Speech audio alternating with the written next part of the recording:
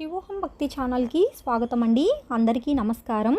సఫల ఏకాదశి తిథి ప్రారంభ మరియు ముగింపు సమయాలు, ఉపవాస ప్రారంభ మరియు ముగింపు సమయాలు మరియు సఫల ఏకాదశి గురించి, సఫల ఏకాదశి రోజున చేయవలసినవి, చేయకూడనివి, సఫల ఏకాదశి రోజు పఠించవలసిన మంత్రం గురించి తెలుసుకుందామండి.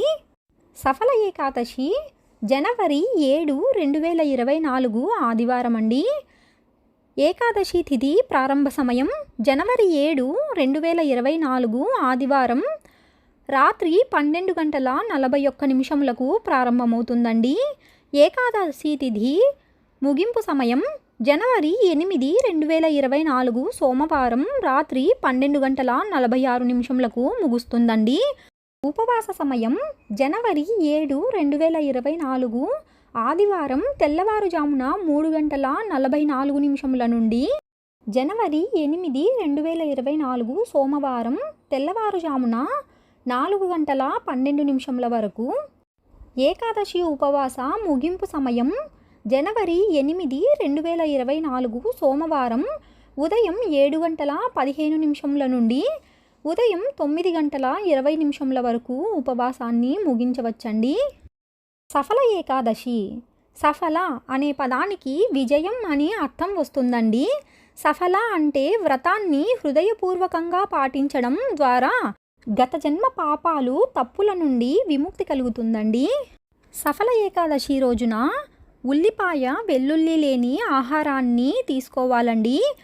ఈ రోజున కేవలం సాత్విక ఆహారాన్ని మాత్రమే తీసుకోవాలండి.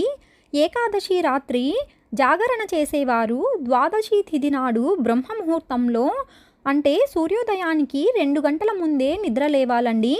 ఏకాదశి ఉపవాసం చేసేవారు అవసరమైన వారికి ఆహారం దానం చేసిన తర్వాత మాత్రమే మీ ఉపవాసాన్ని విరమించండి. ఏకాదశి తిథి రోజున విష్ణువుని ఆరాధించి విష్ణువు ఆశీర్వాదం పొందడం వలన అన్ని రంగాలలో విజయం సాధిస్తారండి. అలాగే తులసి మాత ముందు నెయ్యి దీపం వెలిగిస్తే అదృష్టం అనేక రెట్లు పెరుగుతుందండి. ఈ వ్రతం ఆచరించడం వలన అశ్వమేధ యాగం చేసినంత పుణ్యం లభిస్తుందండి. ఏకాదశి తిథి రోజున మహాసుదర్శన యంత్రాన్ని పూజించి ఆరాధించడం వలన శ్రీ మహావిష్ణువును త్వరగా ప్రసన్నం చేసుకోగలమండి.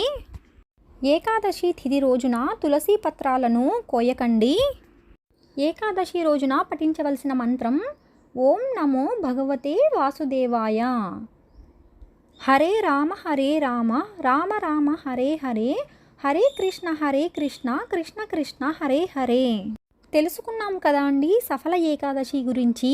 మరొక వీడియోలో మళ్ళీ కలుసుకుందామండి. సెలవు మరి. స్వస్తి.